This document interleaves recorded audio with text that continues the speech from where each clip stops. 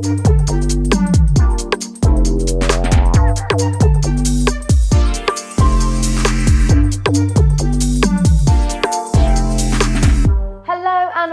back to Painted by Pix. My name is Anna Pixie Holmes and I am joined today by the glamorous, the wonderful, it's the baddest girl in the game, it's Eva Lazarus.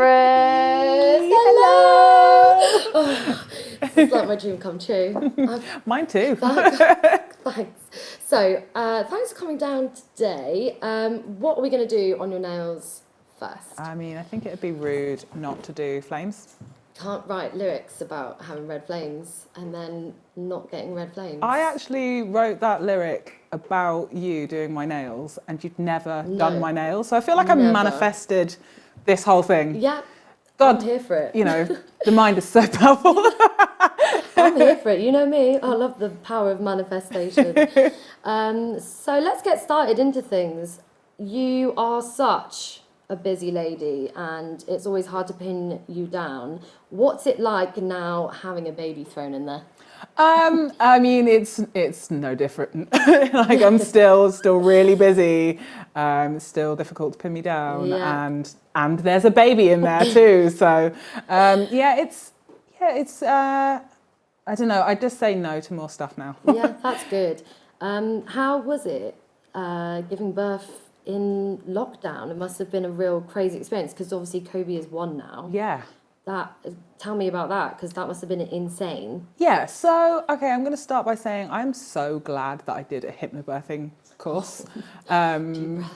Because it was, there was a lot of curveballs being thrown about at that time because I had Kobe 2 weeks after the UK went into lockdown. Yeah. So, you know, a lot changed in that last 2 weeks in the lead up to him being born. Yeah. The midwife-led centre, I was going to have him out closed because they needed the midwives at other hospitals. Also, I couldn't have a water birth because they were saying it was too dangerous. Oh my gosh. There was questions about whether I could have my partner there at all. What, during the birth? Yeah, during the birth. Like, they weren't sure whether we could have him at all. So a few women at that time gave birth without their partners.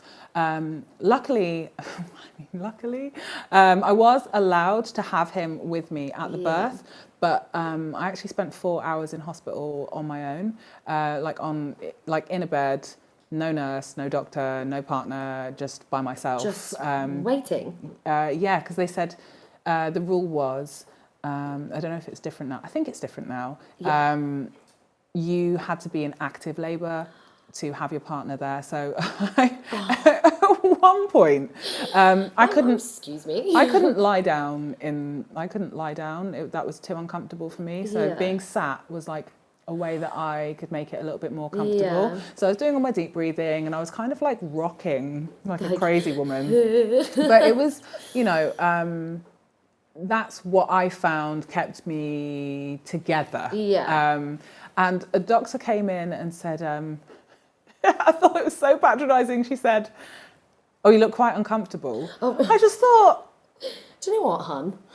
I've got a child trying to squeeze its way out of me right now. Yeah, quite uncomfortable. And they checked me and they were like, "You're in active labour." And I was like, "Great, can my partner come in now?"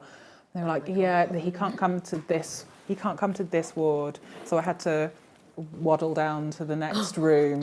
Just don't mind me. Like an absolute warrior. I'm so proud of myself. Like, I think you should be. I think it was, you know, all things considered, I kept my sanity at a time when, you know, and lots of other women have had this experience. So, you know, it's not just down to being in a pandemic. Loads of women do give birth at home, unexpected births in random places that you don't always get to have your partner there. I'm aware of that, but it's just, you know, that added extra stress of being in a hospital when people are sick and you're not really sure what it all means, especially then when it had only been a few weeks. Exactly, it was all very manic and a bit like all over the shop, unorganised.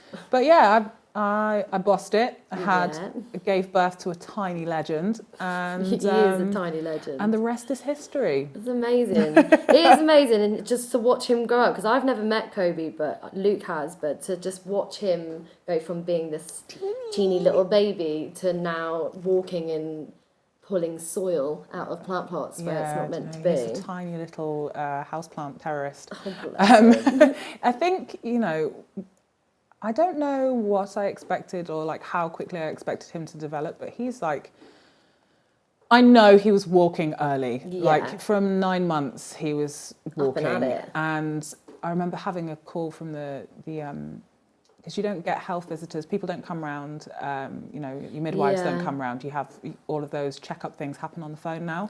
I see. So they called when he was 10 months and they were like, oh, can he do this yet? And I was like, yeah, can he do that yet? Yeah. And I shouted, don't do that. And I said, oh gosh, since he started walking.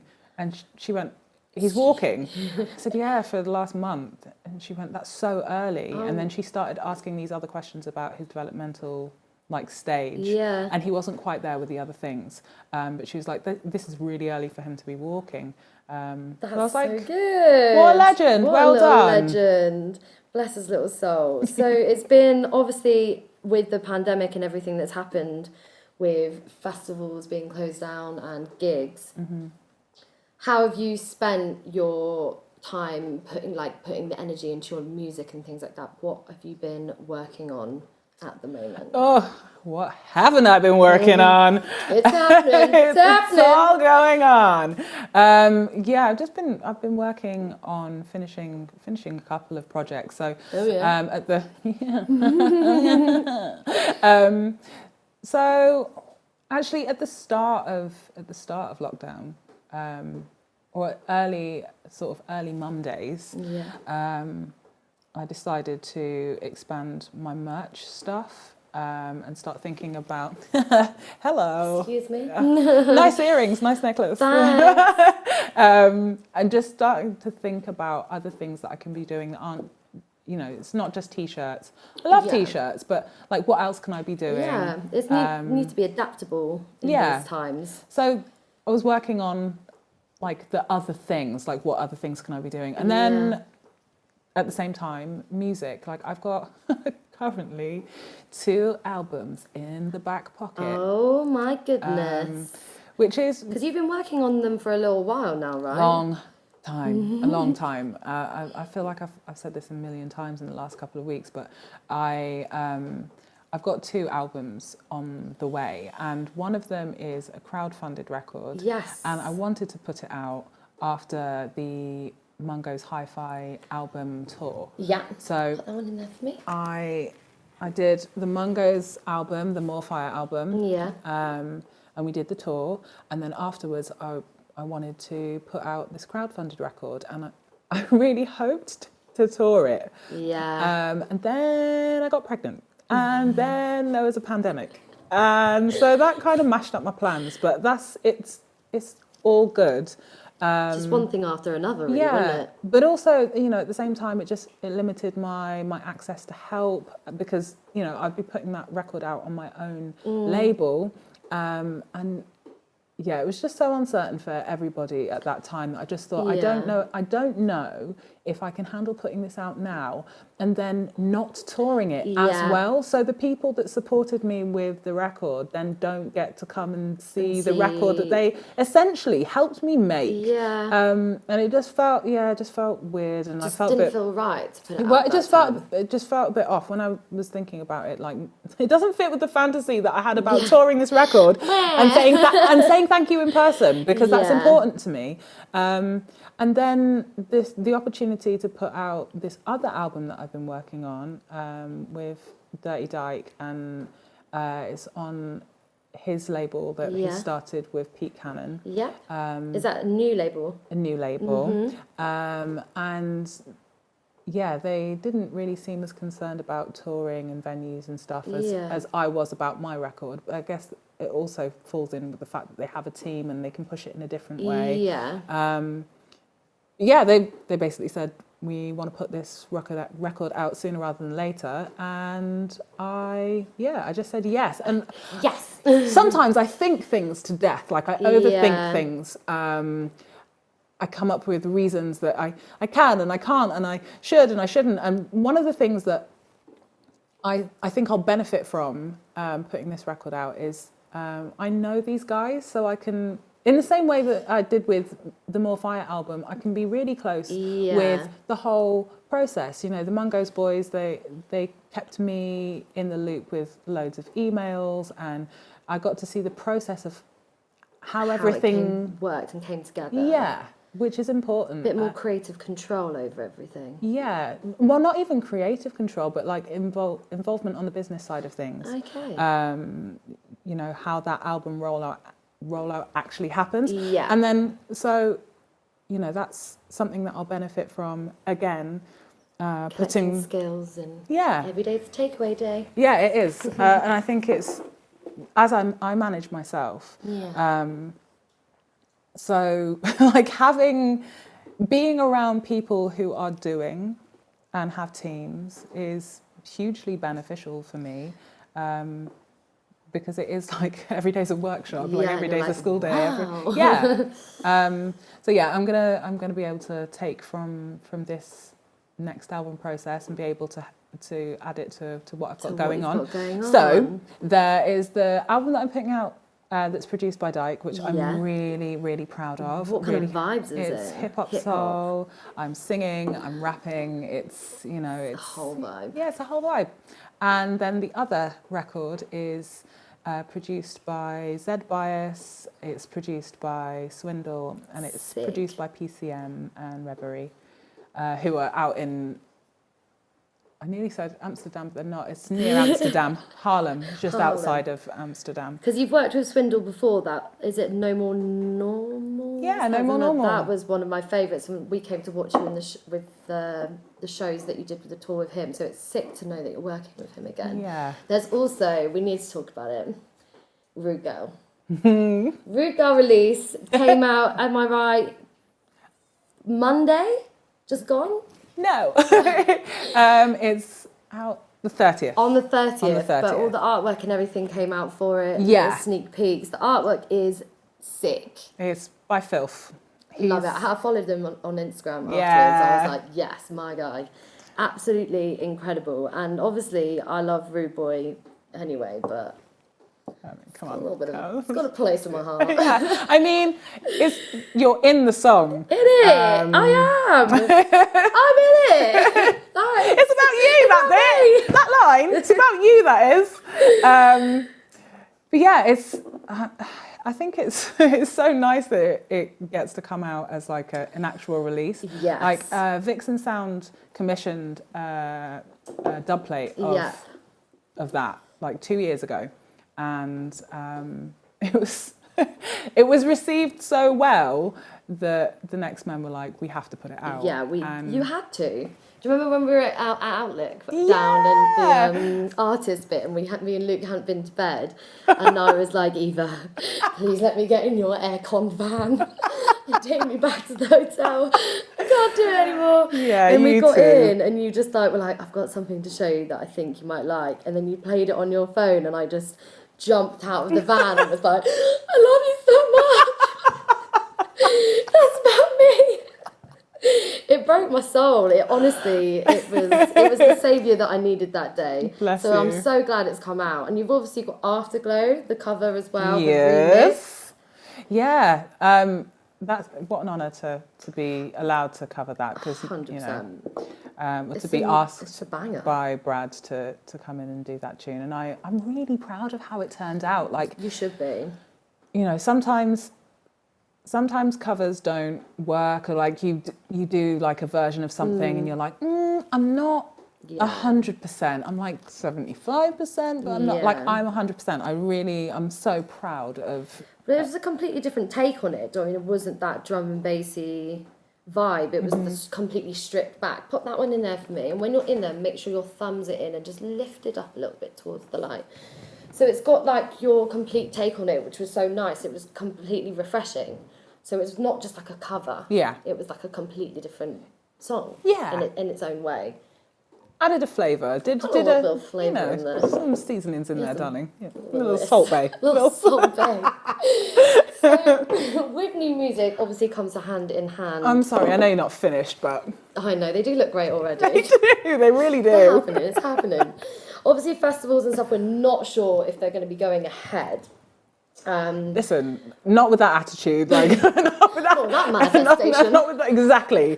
Like they're happening, it's happening. We all need it to happen. It's gonna happen. I'm here for it. Yeah. It's gonna happen. I mean, Boomtown isn't, but there's plenty Let's more. not talk about it. I'm so sorry.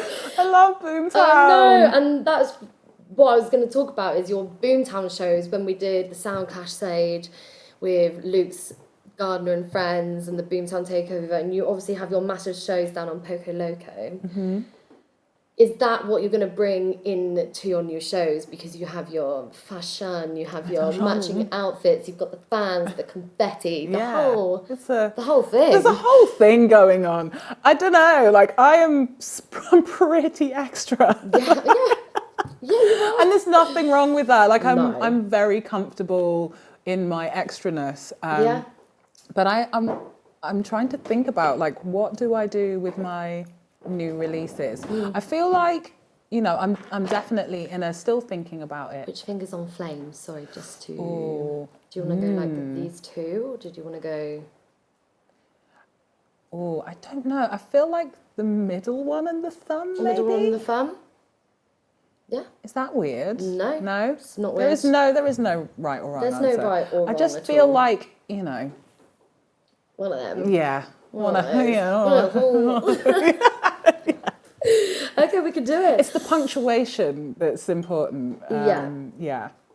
So I can't remember what I was saying. You're an extra. I am. You're not an extra. I am extra. You are extra. Oh yeah, no, I remember now. So I don't really know how I'm going to bring what I'm already doing into this new show, because it's, you know, it's a different vibe. The junglist in me, the festival fashion girl in me wants to just carry on as it was, but then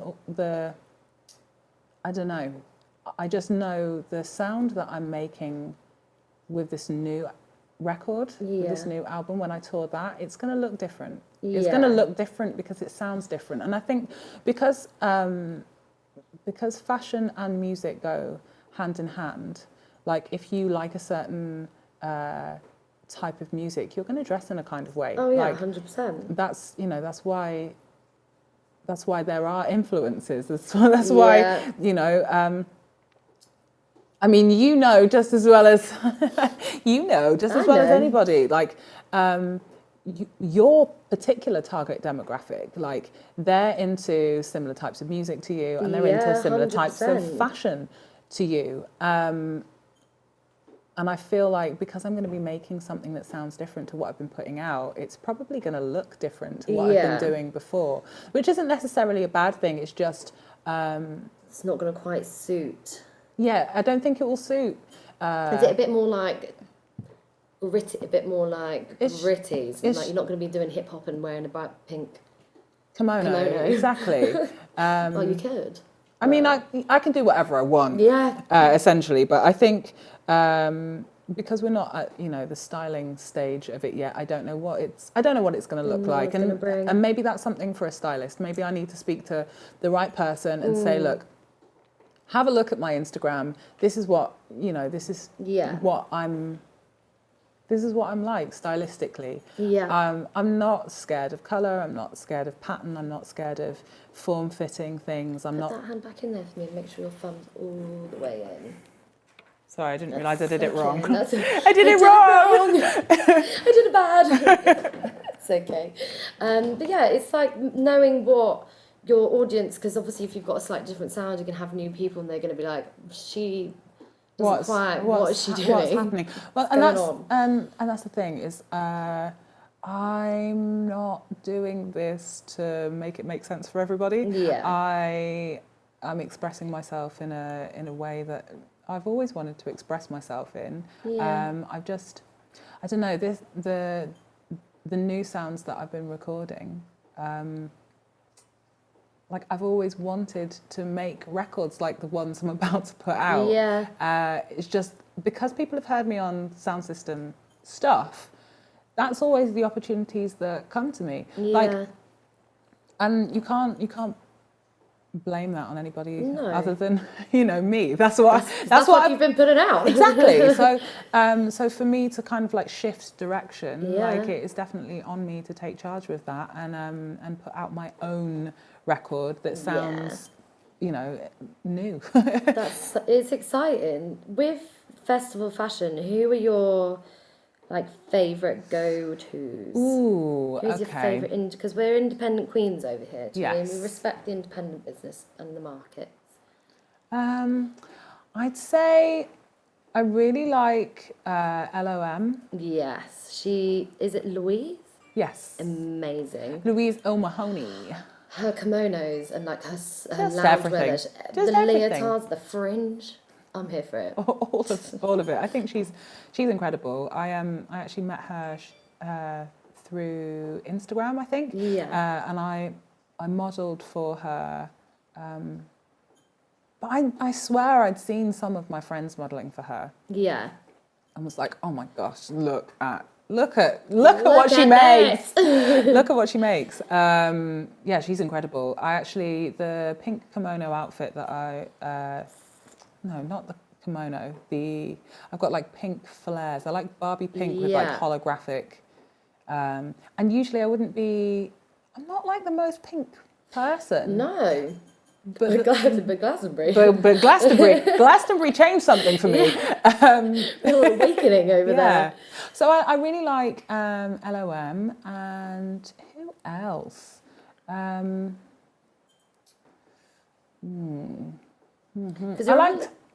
liked a lot of Couture stuff, like especially in the era where they were making like fruity, like print things. Yeah, I worked with her at El Dorado. Actually, she was part of our stall there, and I got to meet her for the first time, and I was like, "You're my kind of girl." Yeah, Soraya, she's amazing. Yeah, she's wild. Yeah, she's cool. I really like her. Trying to think of who else. Because you're an accessory queen. Because you lots of like Dakota Fanning and all the people like that, like just beautiful bright colours. I think I'm a bit of a magpie. Like if something's like shiny and bright. Oh yeah. Like tell me about it. Give me it. I need it. I want it. I want it now. Yeah. And put that one back in for me. Oh no. It's okay. The white's already on there. Put that one in. God. Oh, so I didn't. So I didn't do it wrong. No, you didn't do it wrong. You're okay.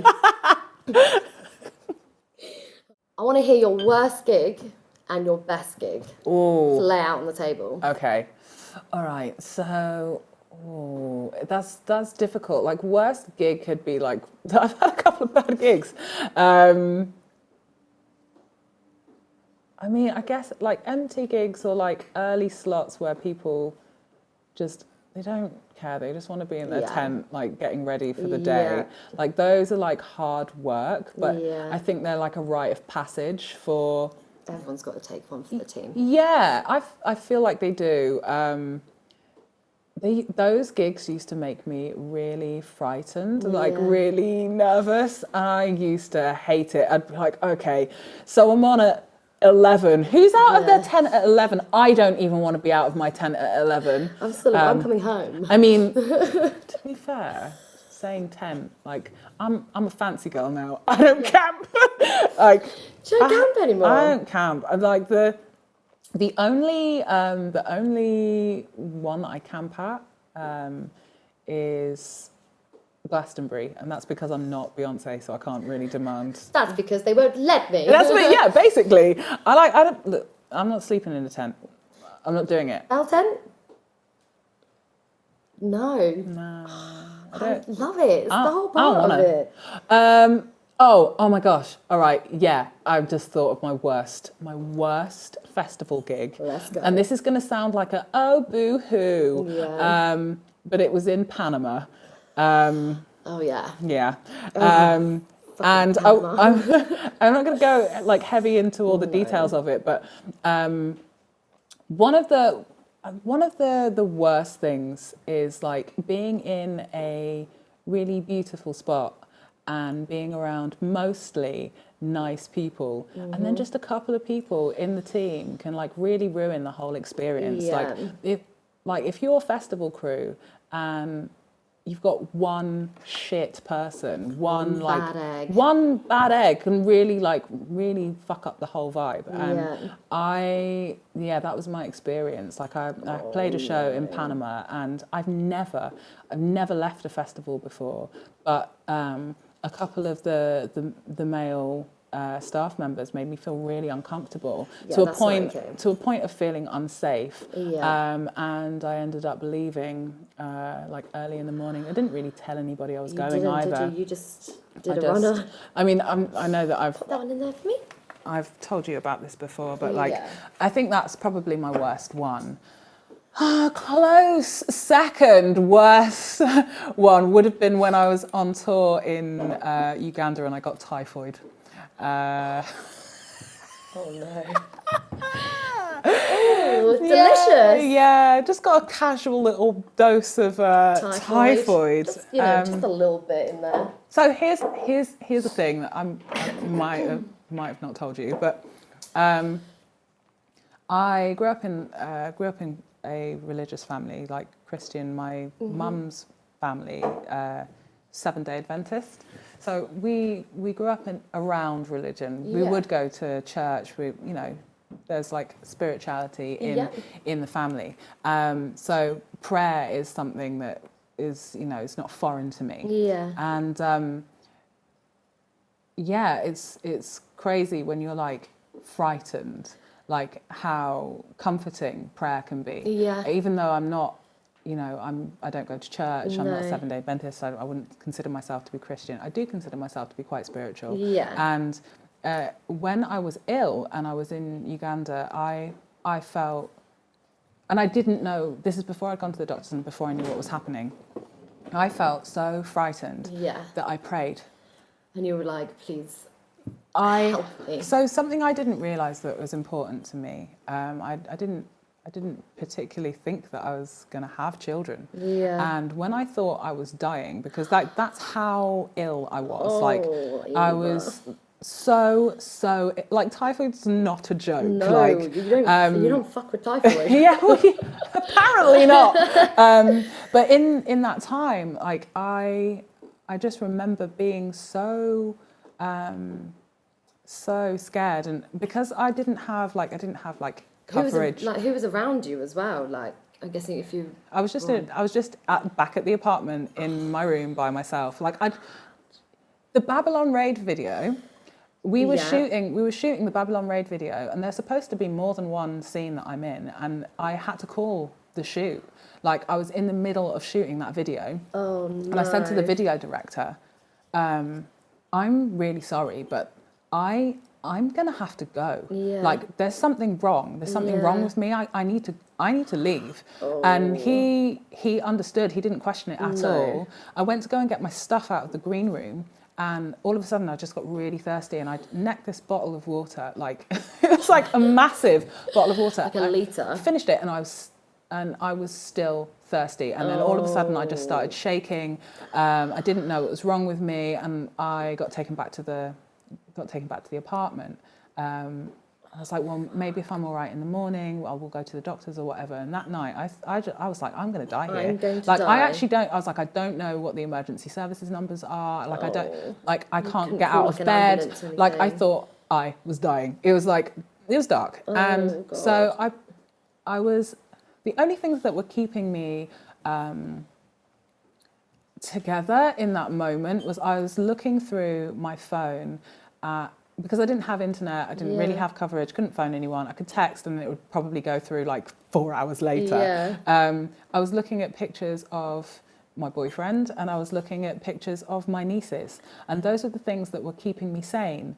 And it crossed my mind in that moment, God, it's sad, like I'm so ill, like something bad could happen to me, and I've never started my family. God, isn't that sad? And I thought, well, wait a minute, hold on. I've never even let myself think about that before. And in that moment, like I was like, oh my God, I want to have children. I want to have I want to start a family. And it wasn't until, essential like deathbed thoughts, like I didn't realize that it was important to me. Like I didn't even realize. It wasn't even in your peripheral Go on. Don't make me do it. Peripheral vision. Peripheral vision. Yeah, I said it. that. But I said it so quick you didn't hear me. But that wasn't even in your ideal world. No, and over the course of the evening, I got more and more sick, and I prayed, and one of the things that I prayed for was to get well, get my health and my body back, so I could start a family, and that to me is like still like the craziest like thing. It feels like, well, it was a fever dream. Like it was, yeah, it was. And then out popped Kobe. Yeah, like almost a year to that experience. Oh, you know, my God. I had my baby, and because it was a surprise. Like when you told me, I was like, what? Squeeze me? Squeeze you. Squeeze me? And it just was such a shock, but you have come such a long way, and you just took it into your stride so much with Kobe and being a mum and juggling everything all together that it just kind of came so natural to you. It's like it was just, it's just been here. That's what we do. It's just what we do. It's just what we do. Do you know? And that was one of the things I didn't want to change. I didn't want to change what I was doing. So like, just because I'm pregnant doesn't mean that I can't be on tour. Like, I took so much pride being like as pregnant and as big as I was on tour in New Zealand. Like, I felt like such a boss. You have no idea. Like, I bet it was such a empowering experience, because look, you're in the same scene as me. Yeah. How many pregnant women have you seen on stage? Not that many. Yeah, because I haven't seen any. I haven't seen any pregnant women. And you went to the other side of the world. Yeah. With a baby inside of you. I know. And you did a whole tour. It's sick. You are such a superhuman. Oh, thanks. You know what it is? I don't think I am a superhuman. I just think there isn't that much visibility of women in women in music, but B, women being mothers in music. There's loads of dads in you know, because you have to like take the leave, like you're carrying for 9 months, and then you've got the whole recovery of actually giving birth, which was traumatic. It actually wasn't traumatic. Do you not? Have you had a simple recovery? I feel like psychologically I prepared myself. Hypnobirthing. But I also think that, look, women give birth every single day. Yeah. They do it. And like, if it was so traumatic, you wouldn't have people with multiple children. Like, you just love them so much that you heal, you take your L, you sit on your cushion, you take your painkillers, you get over it. It's not. You do your pelvic floors and you move on. It's actually not traumatic. There are, things can go wrong, and that can be really upsetting. Yeah. And you might have bad luck. You might have. Anything could happen with your health. I know you are taking your life into your hands when you're. I'm not saying that it's easy. I'm just saying that it doesn't have to be traumatic. No, it doesn't. And like, as women, we are the powerful goddesses that can We bring life, baby. We bring life, baby. Baby, that's what we do. That's us. But we can just, that's what our bodies are made to do, and like.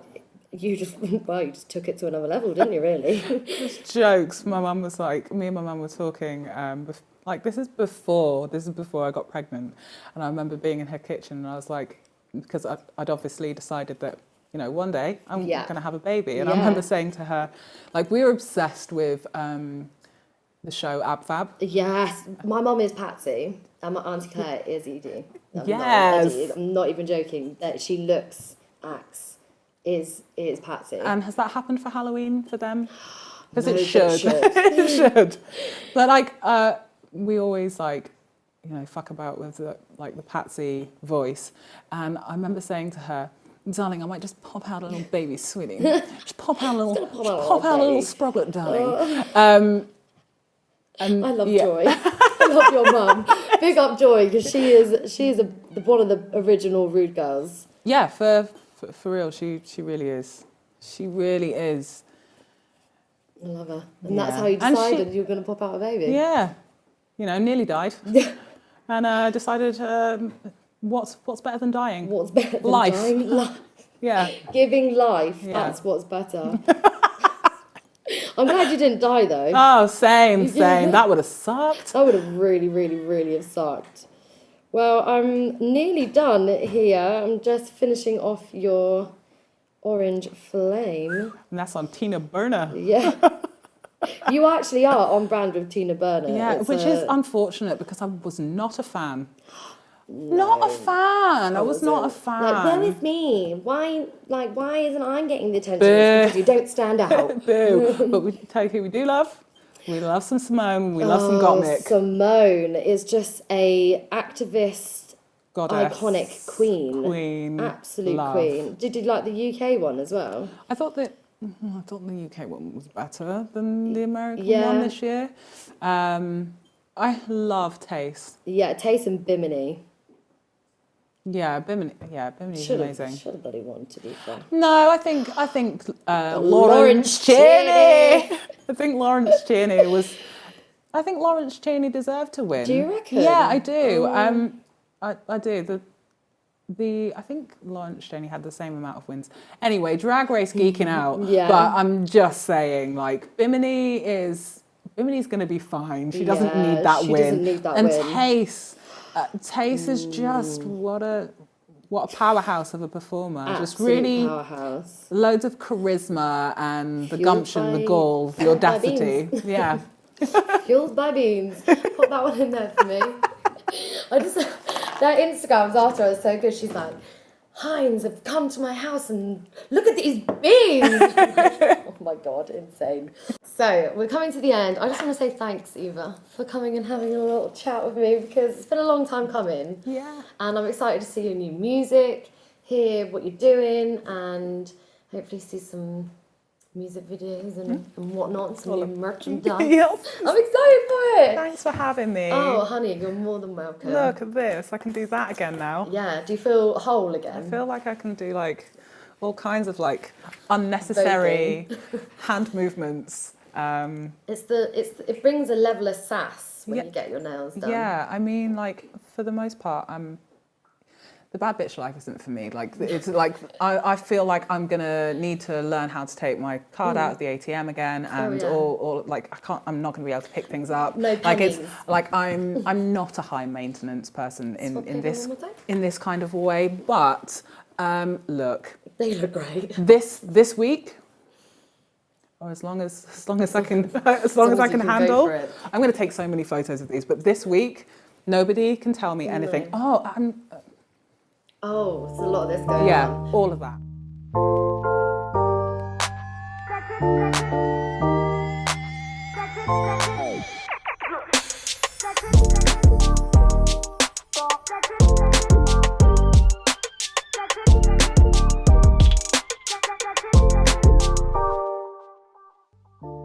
Hey guys, thank you so much for joining me for episode 2 of Painted by Pix with the amazing Eva Lazarus. You know what to do, like, subscribe, comment below who you want to see next on the show. And I'm going to leave all of Eva's music bits and social platforms in the description below.